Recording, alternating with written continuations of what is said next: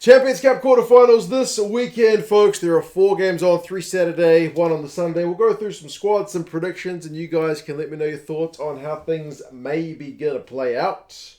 I'm still kind of catching up with the current format of the Champions Cup because the last round was 2-legged matches, whereas I think this is straight knockout as far as I'm aware. So, it's all on the line for these 8 teams to see who can make it through to the semis. First one is Munster and Toulouse, 2 pretty big reputation teams. Toulouse, the reigning champions. Munster cracking on in the URC, second spot at the moment. Pity this one's not. It's at the Aviva, so that's a big stadium, so they should get heaps of fans through the door for this one. But it's kind of a home away from home for Munster, eh? So I think there's a concert clash or something on for Munster, so that's why they're having to play this one at Aviva. Correct me if I'm mistaken, but I believe that is the case. So, does that take away from a little bit of their home edge, or is it the fact that it's a big stadium and a lot of these guys play for Ireland anyway, so it'll still feel like home? Not sure, but anyway, Munster have picked a bunch of their kind of big guns who should be able to put their best foot forward to trying to get into that elusive semi. Damon Dalender at 12, he's been barnstorming all season, he's been breaking tackles for fun. Jack O'Donoghue has been in absolutely cracking form as well. When I've seen him in the URC, the guy is pretty tireless. I looked up the stats, surprise, surprise, he's one of the top guys in this competition for tackles, plus his ball carries are pretty immense. Omani's captain at 6, Murray's still in at 9, ahead of Craig Casey. You guys know me, I'm all on the Casey train, to be honest. He had so much zip and spark to the Munster attack when he plays. So I'm obviously keen for him to get more game time, but a little bit more of a conservative approach to go for the experienced Conor Murray at 9. I guess you can't always just chuck in the youngsters. But anyway, hopefully Casey gets some decent minutes in this one anyway. So, for the most part, it's the Munster side that you've seen playing a lot of minutes in the Champions Cup thus far. For Toulouse, I don't need to go through all the names, but you can expect it's the same kind of French representatives. You got Dupont, you got Intermark 9-10, kind of no surprises. Marchand is captain at hooker. Rory Arnold is in the second row, but there's no Richie Arnold this week. I'm not sure if that's an injury or if it's just a non-selection, but the Toulouse squad is stacked. You don't need me to tell you that. It's full of internationals, be they French or otherwise. Wallabies, Springboks, they're all kind of represented in this Toulouse side. So this is the early game. Like I said, it's from the Aviva. It's an early afternoon or mid-afternoon kickoff. Team-wise for stats, Munster are the second top team for tackles, so they're a defensive powerhouse. And they've also kicked the most penalty goals of the competition thus far. So if you give away penalties, Munster are certainly going to punish you that way.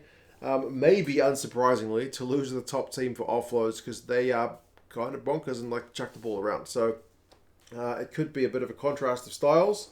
We will have to wait and see. Predictions-wise, it is the boys from Toulouse with the bookies by 5. But it's a split because the Rugby Forecast algorithm, interestingly, it's got Munster by a whopping 12. I think Munster would bite your hand off if you offered them a 12-point victory. So, there you go. Luke Pearce is the ref for that one. We will see how it goes. The next one, Leicester and Leinster, is the battle of the 2 teams who are leading the way in their respective competition. Leinster top of the URC, away from home to Leicester, who are top of the Premiership. And both sides have been on a pretty good run. Both sides are in a comfortable enough position in their own competition where they're able to kind of rotate some of their guys in and out with their games because they've got a bit of a decent lead in the table for each of their competitions. So, this one is where the big guns come out for sure. You got Genji as captain for Leicester alongside Montoya and Dan Cole, so it's an all-international front row. If you haven't been watching the Premiership, Montoya has been an absolutely phenomenal player for them this year. He's getting tries from mauls, he's getting turnovers like mad. It's the same thing you're used to seeing from him with the Pumas. Tommy Rochelle at 7 is one of the top tacklers in this competition, so he's been getting through a ton of work. George Ford has been absolutely pulling the strings as well, and when you've got guys like Freddie Stewart who can diffuse those high balls and also compete in the air, he's got a fair bit to work with in that back line. Other guys like Potter and Ashton and Moroney are no slouches for sure. So it's a pretty strong looking Leicester lineup, but same is true for Leinster. the majority of the Ireland team in this side, isn't it? I mean, you can just drop names like mad, but I mean, Josh Van der Fleer, Jack Conan, James Lowe, Gary Ringrose, Robbie Henshaw, like, it's the Ireland team for days. The front row is Porter Kelleher and Furlong, literally the Ireland front row. So, they're certainly going to put their best foot forward in this one, Leinster, because this is where, the guys who haven't been playing in the URC the last couple of weeks, they've been getting ready for this game. So it's going to be a big one. Good to see James Ryan back. I don't think we've seen him play for Leinster for a wee while since he got injured on Ireland duty, right? So, it's a pretty powerhouse Leinster side. I mean, Ringrose has got, I think, 6 tries in this competition. I don't remember how many of those were against Montpellier when they put like 70 points on them. And like Hugo Keenan, along with his also kind of world-class ability to defuse those aerial balls, he's one of the top run meter guys. So yeah, there's a lot to like about this game. Is this the game of the round? I don't know. Because they're both number ones, I'm very keen to see how this one goes. Team-wise, Leinster, man. Most clean breaks, most tries, most points, most defenders beaten, most run meters in this comp. That's a total, not an average. So I know some of the teams have played more games than others. But Leicester's lineout's pretty good if you're looking for stats in the Champions Cup. But they can't really catch Leinster on many of those stats. And Leinster also had one of their games called off as well. So that's a bit scary. It's Matthew Raynell who's the ref for this one. It's at Welford Road. It's after the Munster Toulouse game, but it is on at the same time as La Rochelle and Montpellier, which I feel like is kind of dumb. Why would you play these games at exactly the same time? Doesn't make a lot of sense to me when they're all pretty important. There's only 4 games. Surely you could find spots for them that don't clash. But anyway, predictions-wise for this one, the bookies have got Leinster by 6, and the Rugby Forecast algorithm agrees and says Leinster by 4. So Leicester, despite the home advantage, go into this one as ever so slight underdogs. The third one and the final one from the Saturday, it's a kind of early evening kickoff.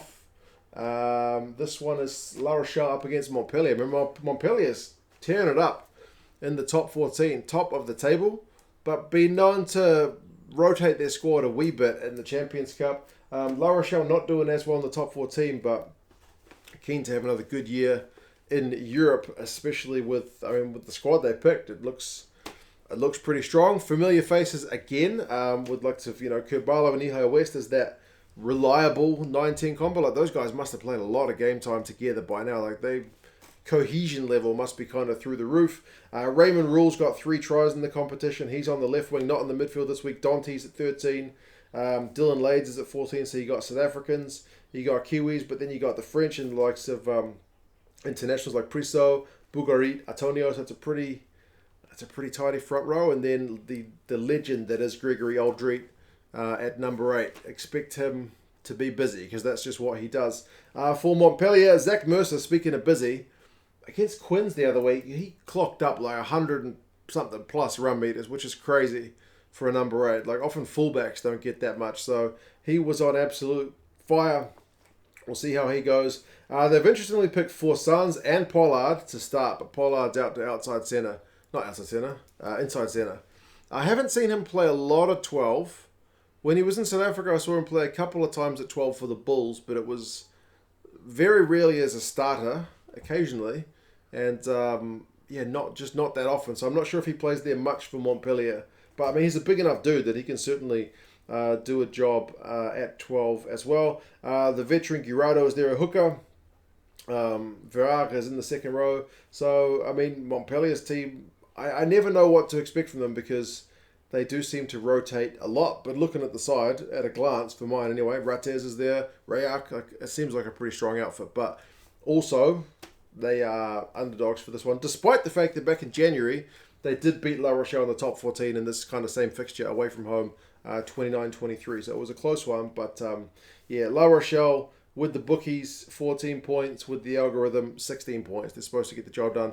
And of all the teams in their 2-legged matches over Bordeaux, like, La Rochelle looked the business, didn't they? So their penalty count is a little bit higher in the Champions Cup. And Montpellier's defence, believe it or not, is actually pretty high. Even though that one game when they played their B team, they got flogged by Leinster. So, Carl Dixon's the ref for that one. So, he's a little bit dodgy at times. I don't want to throw any shade at him, but stuff that sometimes I feel like could have been. I mean, he knows more than me, obviously, but he seems to mitigate stuff down more than other refs anyway. But maybe that's not a bad thing because we don't want to see red cards if we don't need them. So yes, that's the final game on Saturday. The last game is the Sunday game, Racing against Sale. I almost forgot Sale were in the Champions Cup because they're having a bit of an average season in the Premiership, but then they did beat Bristol. That first game against Bristol was so ugly, I think I'd maybe blocked it from my mind. So, yeah, and Racing beat kind of local rivals Stade Francais to get to this point. Fourth in the top 14, seventh in the Premiership. Like I said, Sale's year has not been going fantastic, so they can just throw everything at this year because Sale essentially have nothing to lose. Racing, I think, are still in with a shout for the top 14, so we'll kind of have to see which one they prioritise, but it'll all depend on the result of this game. Shah and Gomez Sarr, pretty useful. Hooker and Tahe Prop plus Collingar is in there at loose head, so it's a pretty tidy Racing front row, even though we always associate Racing with the outrageous backs. Their forward pack is pretty tidy. Bressler and Shuzanu as well, so yeah, pretty useful type 5. Loré and DLO as well, man. Like, I'm just listing off all the team. I don't want to do that because we'll be here all day. Speaking of those backs, though, Teddy Thomas, 6 tries in this competition on the right wing. Juan Imhoff, 6 tries in this competition on the left wing. Yeah, kind of not surprising. Some of the top try scorers in this competition are wingers from Racing 92. Finn Russell's there at 10, so, he's always that kind of magic man who can make something from nothing. So we'll see how he's able to run the show. That being said, Tom Roebuck's got 4 tries in this competition, so don't sleep on the Sale guys. They got Tuilangi at 12. They got Lutiaka at 5, so he's in the second row. Dan Dupria, his brother Jean-Luc, they're both in the side. Aka van der Merwe, Tom Curry, Faf de Klerk, AJ McGinty. It's not a slouch Sale side, despite the fact that they've been, as I said, a bit up and down in the Premiership.